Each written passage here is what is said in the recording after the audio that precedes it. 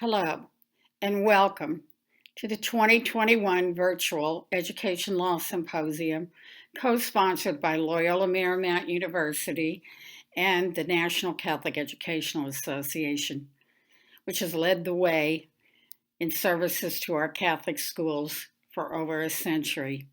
It's really a pleasure to be here with you today and to talk about legal issues, schools, and the new normal. As we look to 2021-22, it's only natural to say, what new legal issues will we face? What new mountains will we climb? How can we be sure that we're doing what we need to do to be faithful to the gospel and to be faithful to our legal obligations? Both of these are very, very important to us in the ministry of Catholic schools. We are at once an educational institution and a Catholic institution, and that gives us obligations and responsibilities as well as opportunities and moments of real joy.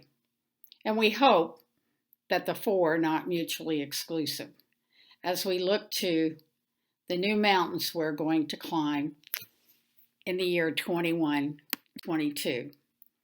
We've survived 2021. And our question is, can we thrive and survive in 21-22? We need to remember to pray every day. Every day. It is so easy to get in the habit of not praying. Many of you have heard me over the years mention the 3-Minute Retreat app that you can download. But I also would like to recall my own education at the hands of the Ursuline Sisters of Mount St. Joseph, Kentucky, who taught me to say the morning offering every day. And I've returned to that because I think it centers me in the day and asks me or allows me to put everything in God's hands, where it really is anyway. It's easy to think that we're more in control than we are. I also say the Memorare.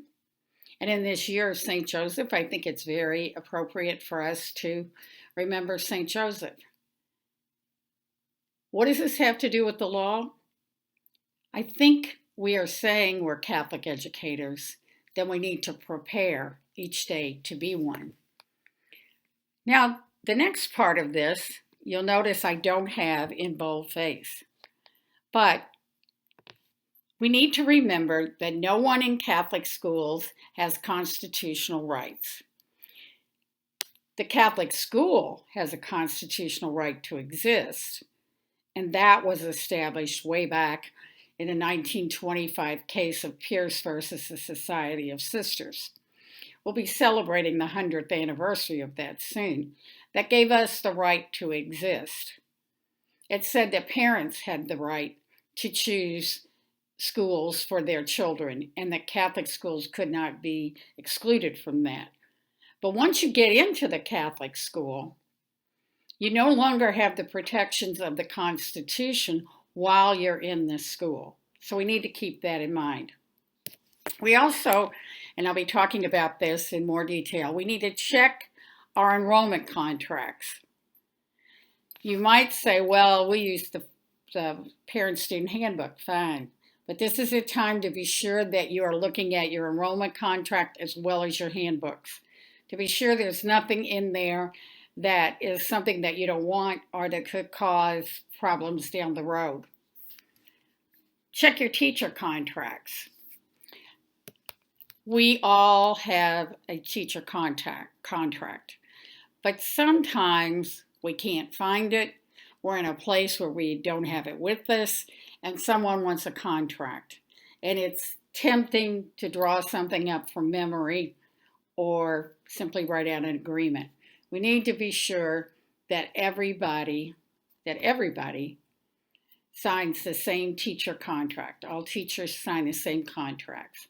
We need to be sure that we're reading what the diocesan office sends to us.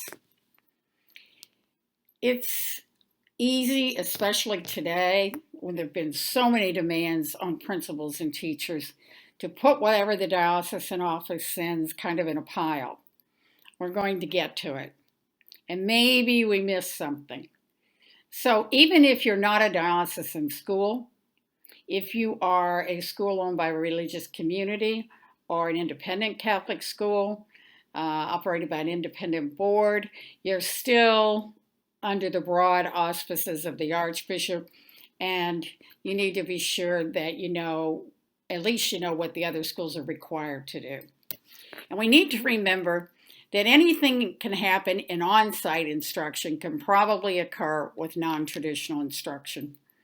Many people may be thinking, I'm kind of glad to be seeing the end of non-traditional instruction. We're probably not seeing the end of it. We found out that it works, and we're probably going to be dealing with parents who want their children to attend virtually, which is always a good option if the child is absent for some reason. But if it's a choice to just simply be in school virtually, we have to consider the ramifications of that. However, anything that can happen on-site can probably happen in the NTI world as well. As religious institutions, we have constitutional protections. And as I said, that the individuals within the institutions do not have them.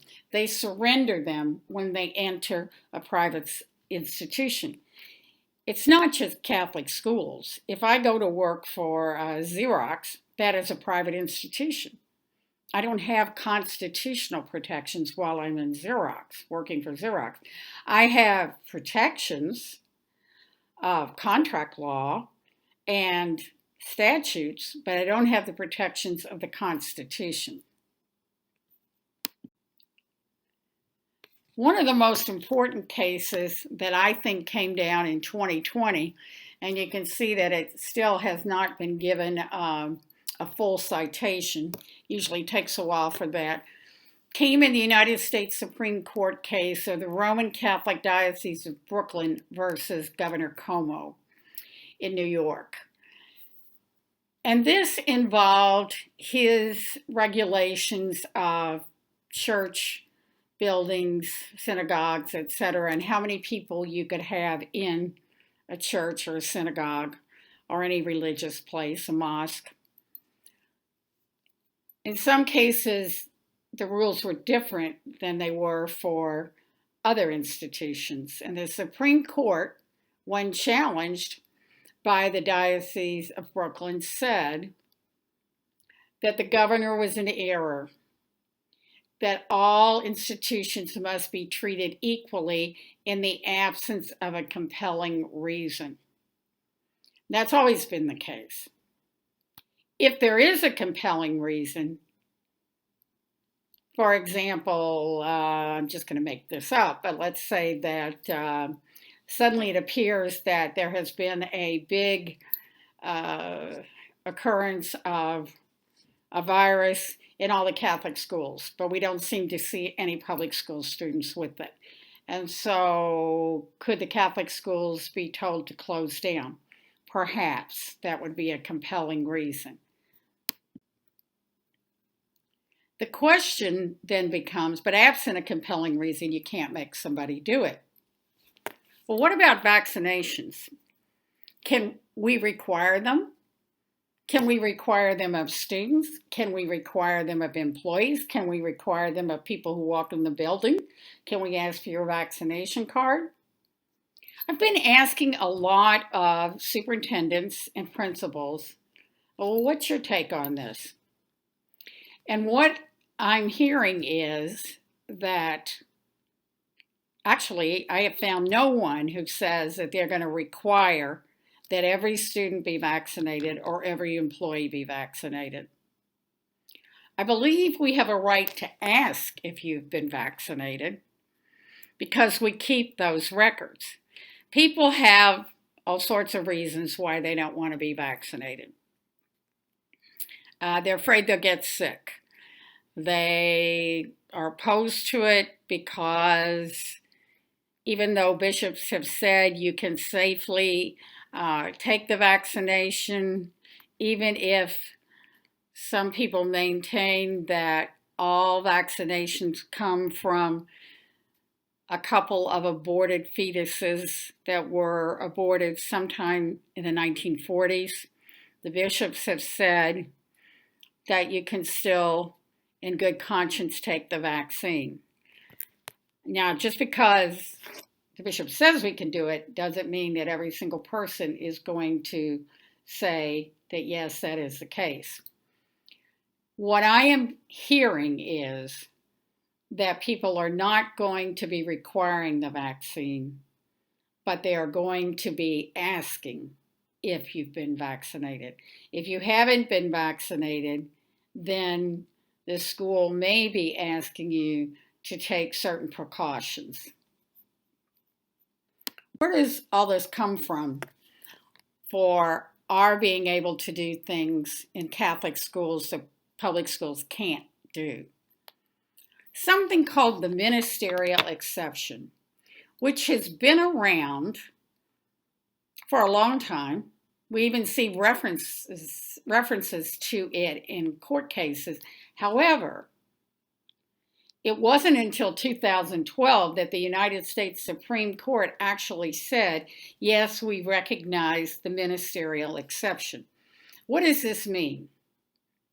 It means that courts practice judicial discretion and will not substitute their judgment for that of the professionals, in our case, the Catholic educators. Courts will also not interfere in the internal administration of religious schools if the persons involved can be considered religious employees. This is really important. And in 2012, the courts heard the Hosanna-Tabor case. Now, that's been almost 10 years ago now. What happened here was that a teacher was told that her contract was not going to be renewed, and they uncalled her in order to do that. Not a Catholic school, but it was a religious school, and they had two types of employees: called employees, called teachers, and lay teachers. Called teachers had an expectation of continuing employment, of a new contract. Well, the plaintiff in this case, the initial case,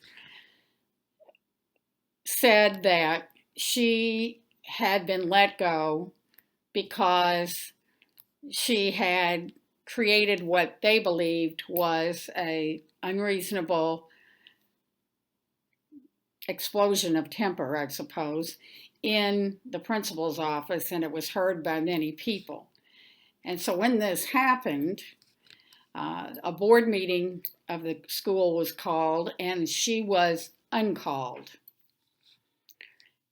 The EEOC, Equal Employment Opportunity Commission, ruled against the school. So the school appealed to the Supreme Court, and the Supreme Court found in favor of the school and said they will not interfere in the internal administration of religious schools if the persons involved can be considered religious employees.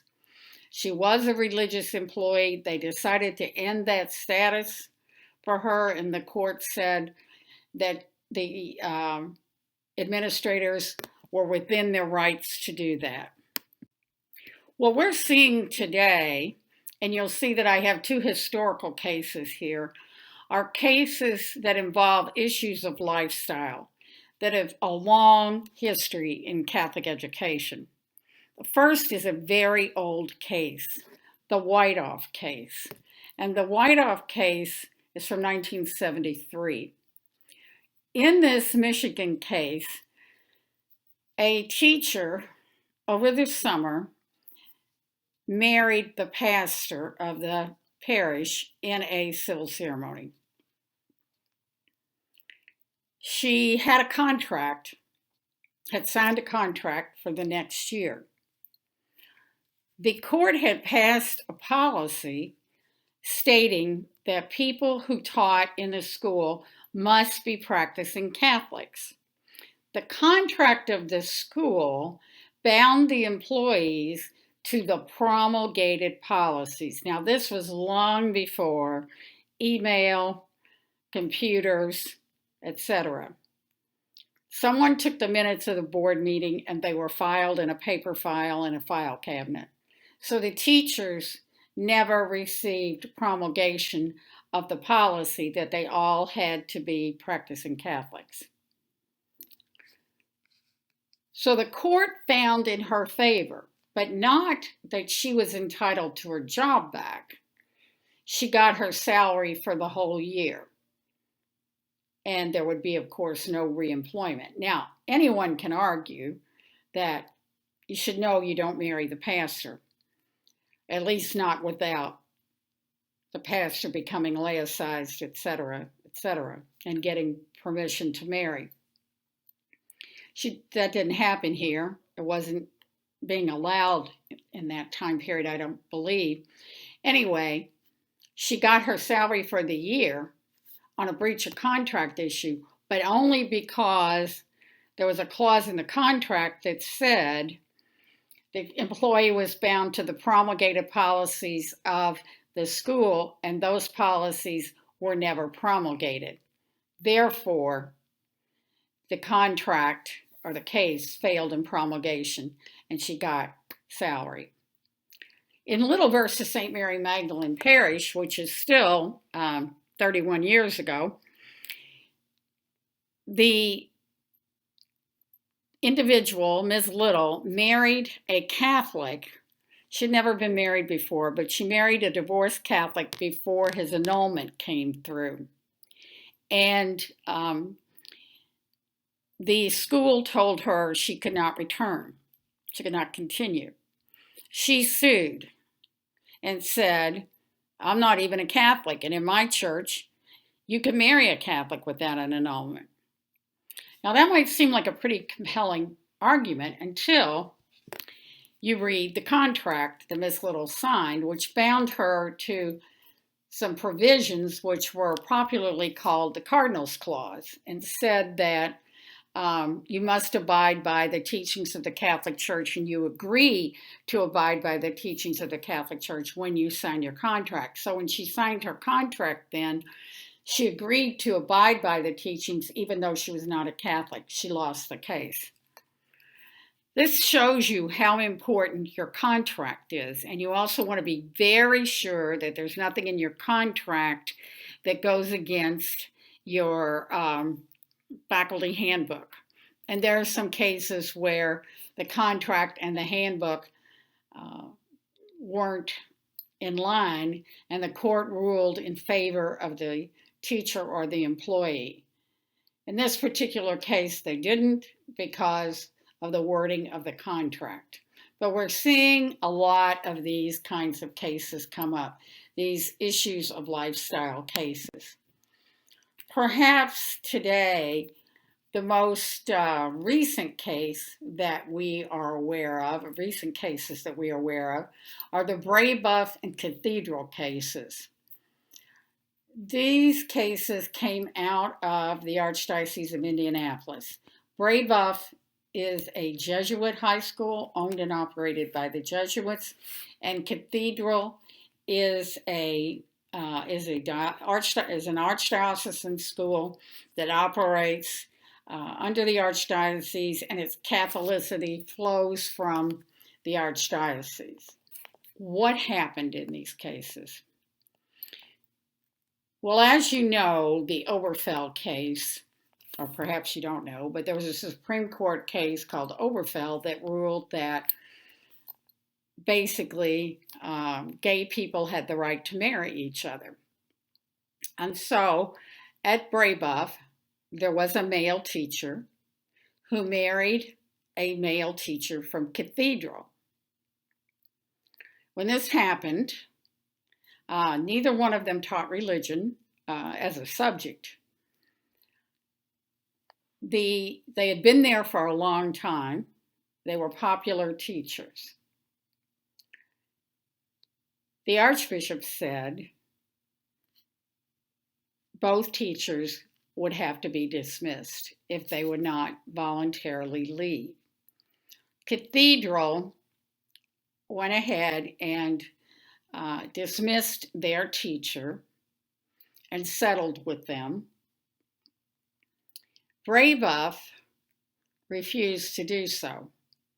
So the Archbishop, which was certainly in his power, said, then you can't have any all-school masses, you can't have any masses at any big events. However, I will allow you as a pastoral favor to have Mass every day in your small school chapel, as you've always done before school. The Brebeuf administrators, of course, went to the Jesuit community because it was a Jesuit school owned by the Jesuits, and the canon lawyers and the civil lawyers began to look at it. And the canon lawyers said, but Brebeuf's Catholic identity does not come from the Archdiocese, it comes from the Jesuits. And so they said, we are going to file an appeal of the Archbishop's ruling with the Vatican, which is exactly what they did.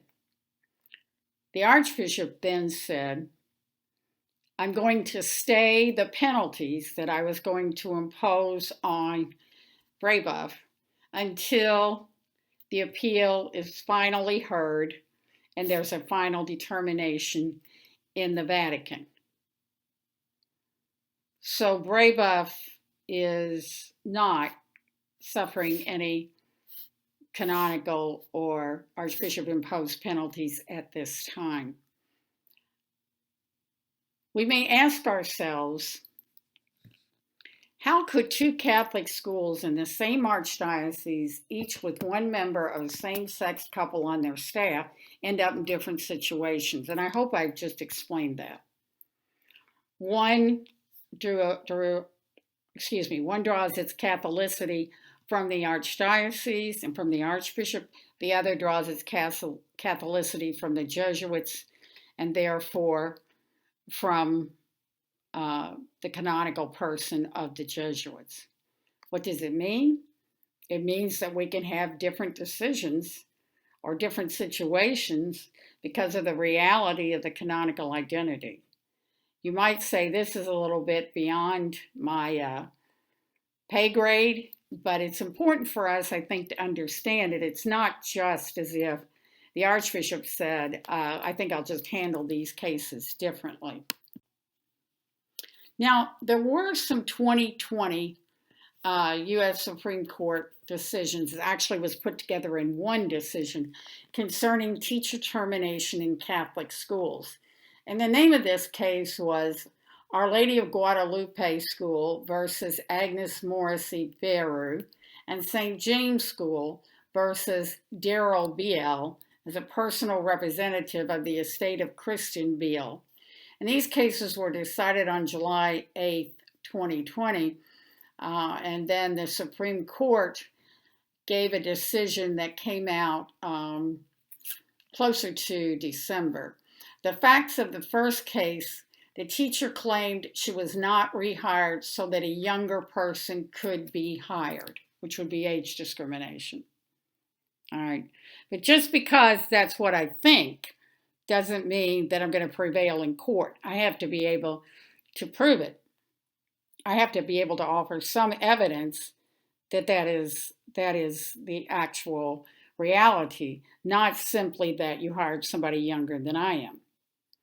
The second case, which is the one where the individual passed away, Darrell Beal, she took time off for breast cancer surgery and recovery. Her contract was not renewed, and this would be disability discrimination. She died before the case was heard on appeal, and the trustees of her estate brought the case forward. So in the one case, these are both from the Archdiocese of Los Angeles, I believe. In the first case, the lady alleged age discrimination, And okay, so you might be thinking, well, tell me how that works. If you're over 40, you're in a protected class. There's a presumption that people over 40 are more likely to be discriminated against. Now, you can't say they hired somebody older because they wanted somebody older, so I've been discriminated against because I'm young. People have tried that and it hasn't worked. In the second case, the teacher obviously was gravely ill, and in fact, she passed away.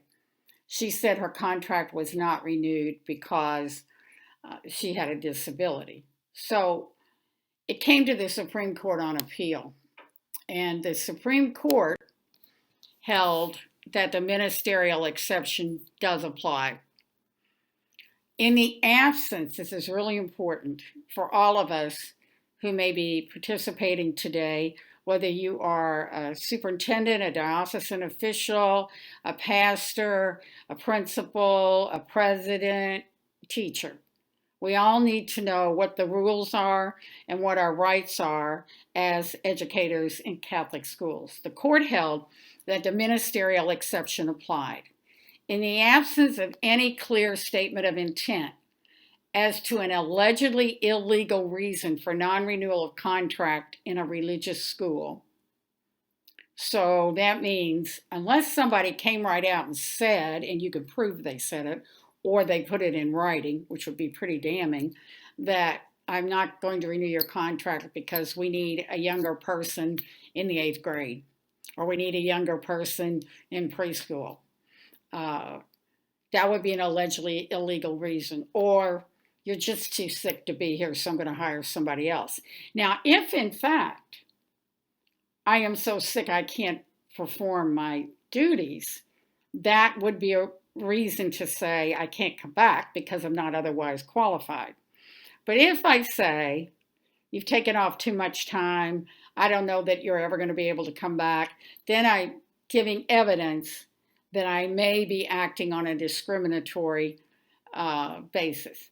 Court says, the United States Supreme Court said, the ministerial exception applies in these two cases. Now, we always kind of want to extrapolate to every other case out there, and you have to look at the facts of each individual case. So in the absence of any clear statement of intent as to an allegedly illegal reason for non-renewal of contract in a religious school, the courts will not interfere. They will presume good faith, nor will they substitute their judgment for that of those who administer religious schools. Courts operate under principle of judicial restraint. They will not substitute their opinion for that of professionals in a field or for that of ministers. But we must always remember, I think, that to stop to remember. Just because you can do something, just because I can do something, doesn't mean I should do it. There are lots of things I can do if I'm the principal or even if I'm a teacher. I can say, well, this is an essay and he got an F, and no, I'm not going to talk to him or you, the parent, about it. Well, I can do that. The principal may tell me that I have to talk to them about it, but even if I could do it, is it the right thing to do? Is that what Jesus would do? I had a student in class one time who told me that I should stop asking what would Jesus do because Jesus had enough sense not to start any schools. And while that is facetious, I think Jesus is asking all of us to model ourselves on his life. Have I always done everything the way Jesus would do it? Of course not. That's why we have the sacrament of penance. But we can get better at it. We may never be perfect, but if we stop and say, what should I do in the light of what I could do? What would I advise somebody else to do? What would Jesus do? They're not bad questions. Here are a few examples. What if the governor orders the schools closed again and we think it's safe to open? Should we stay open? Of course not. If he ordered the schools closed, you've got an executive order there. You can go to court and try to overturn it. And in Kentucky, that was done in some of the regulations on how many people could be at a church service. But what if the governor only recommends that the schools be closed? Here in Kentucky, before the beginning of school, the governor said he was ordering all schools to stay closed for a week, and they did. And then he recommended that all schools stay closed, but only the public schools were required to stay closed. The 4 bishops of Kentucky met and sent a very, I think, respectful letter to the governor saying, we certainly respect what you're saying, we understand what you're saying, but we have spent the whole summer making our schools safe. We believe they are safe. We respectfully disagree with the recommendation as far as our schools go, and we will be open. Now, when Christmas time came and the positivity rate was climbing in Kentucky, Governor Beshear said, I'm asking all schools to close. I believe it was a week before they were planning to at Christmas, and to stay closed another week in January. He required the public schools to do that again. He asked all the other schools to do it. The Catholic schools did remain closed. I think that there were some independent schools that didn't. What if the State Athletic Association recommends no more games for a certain time? Well, recommendation is not a requirement again. I know that here and in many states, Catholic schools played with 50 or 100 people in a gymnasium, or 50 or 100 people in the football stands. So if it's a recommendation and it's not an order, then that's what it is. But we have to, I think, have a good reason not to take a recommendation from the governor. And I think that most people act in accordance with that. So we need to ask ourselves, should we do it? And if we say yes, well then why? Why should we do it? What are our goals? And then we can ask, what will happen if we don't do it? Will we be violating some law or a recommendation? Will we be violating a gospel principle? Will we create all kinds of difficulties for our students, our parents, our faculty, our employees, our parish? So don't forget the parish, those of us in parish schools, and the role of the pastor, as he, of course, has the last word in his school. But I often quote my pastor who says, I sit down with the principal and we make a decision together. I suppose if the time came when we couldn't come to a decision we both support, then I would have to say this is the way it is.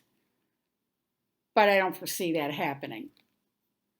And I think that's a good way to practice administration.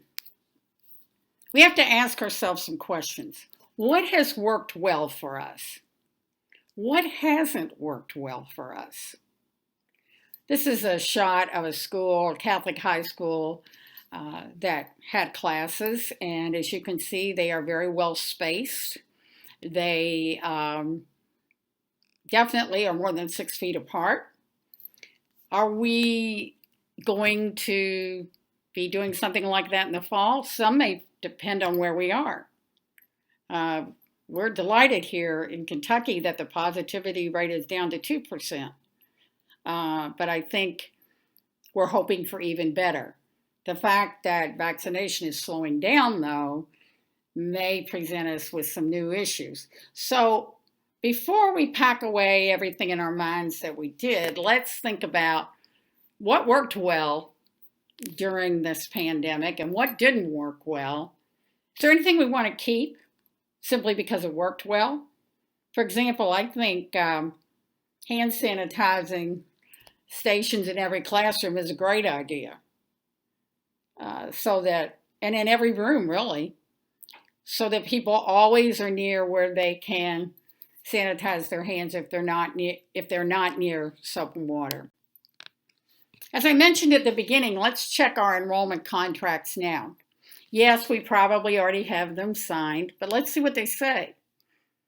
Let's check our handbook. I get nervous when people have people's parents sign enrollment contracts. And then they want them to sign the handbook, but there's nothing in the contract that says you agree to be bound by the handbook. Now, you can't go back and change a contract that's already been signed, but you can be thinking ahead for next year.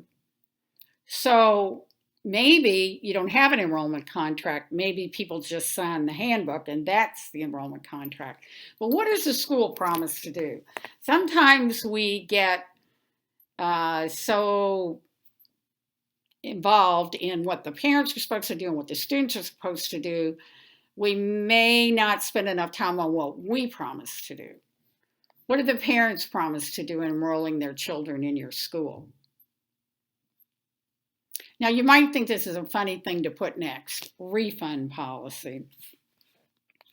As soon as the pandemic started and we started closing down some of our schools or going to virtual instruction, I began to get phone calls.